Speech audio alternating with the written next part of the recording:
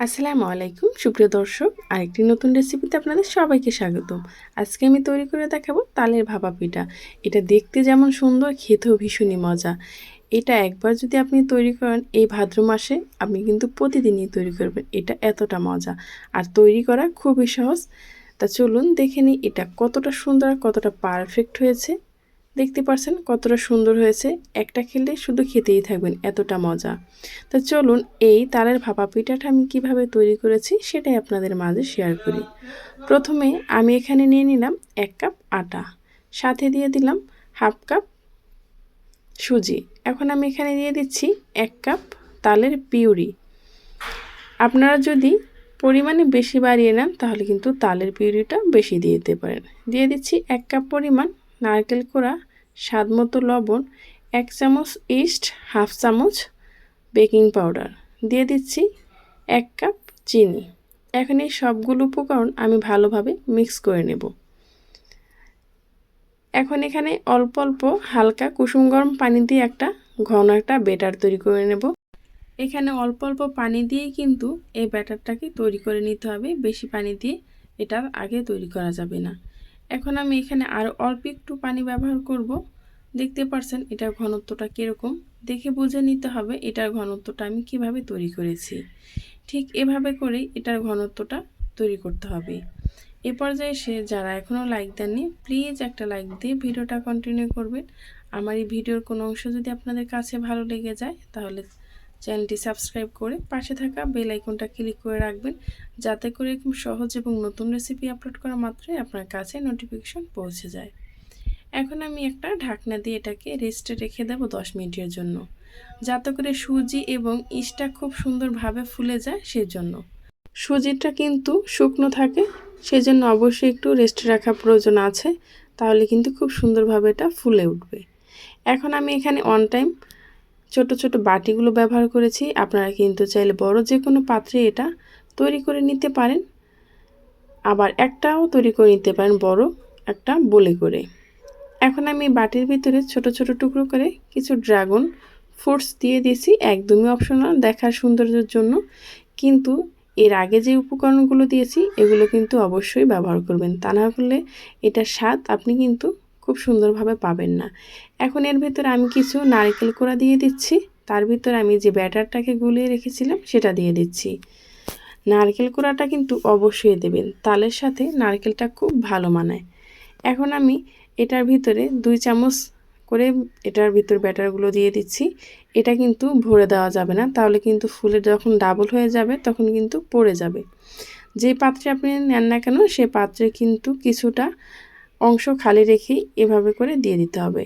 এখন এটাকে ভালোভাবে ঝাঁকি দিয়ে আমি মিক্স করে নিচ্ছি। তারপর আমি এর ভেতর দিয়ে দিচ্ছি আবারও কিছু নারকেল কোরানো নারকেলটাকে আবারও আমি উপর থেকে দিয়ে দিচ্ছি। তারপর আমি এর ভেতরে দিয়ে দেব কিছু তিল, আবারও দিয়ে দেব কিছু দেখার সৌন্দর্যের জন্য ড্রাগন ফ্রুটসটা দেওয়ার কারণে কিন্তু এটার লুকসটাই চেঞ্জ হয়ে গেছে। কতটা সুন্দর লাগছে সেটা তো আপনারা দেখেই বুঝতে পারছেন। আর তিলটাও অপশনাল, আপনাদের কাছে যদি না থাকে দেওয়ার কোনো প্রয়োজন নেই, তবে তিলটা দিলে খেতে ভালো লাগে। যখন এটা আপনি খাবেন দাঁতের নিচে পড়লে অনেকটাই ভালো লাগে। এই তো এখন আমি একটু ডেকোরেশন করে নিলাম। এখন এটাকে আমি ভাপে বসিয়ে দেব।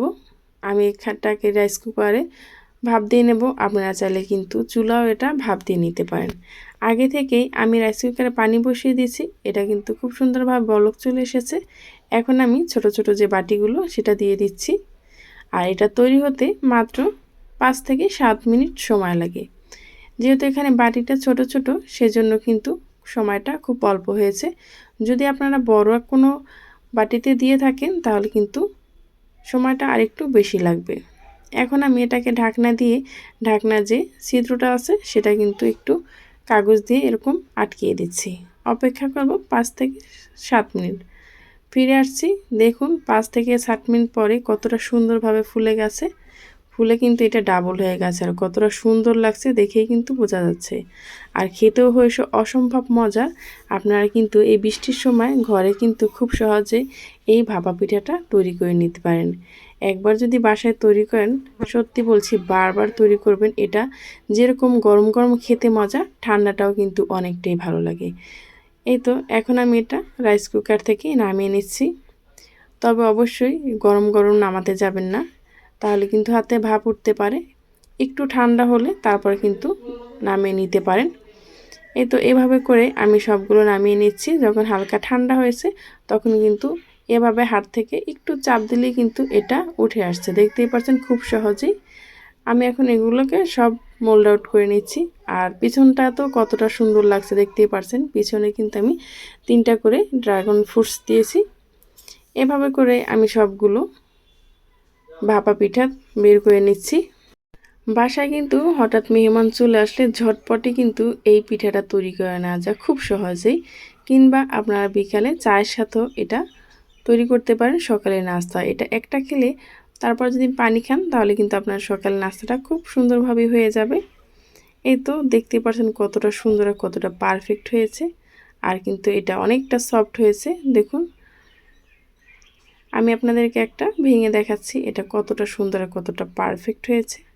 আমার কাছে কিন্তু এটা অনেকটা ভালো লেগেছে। আশা করি আপনাদের কাছেও ভালো লাগবে। একবার হলেও বাসায় ট্রাই করবেন এই তালের সিজনে। আর এটার ভিতরটা কতটা সুন্দর হয়েছে, একদমই কিন্তু দলা পাকিয়ে রয়নি। এই পর্যন্ত আমার সাথে যারাই ছিলেন তাদেরকে যেন অসংখ্য ধন্যবাদ। পরবর্তী ভিডিও পর্যন্ত ভালো থাকবেন, সুস্থ থাকবেন। আমার এই ভিডিওটা ভালো লাগলে কাছের মানুষের কাছেও শেয়ার করে দিতে পারেন। আল্লাহ হাফেজ।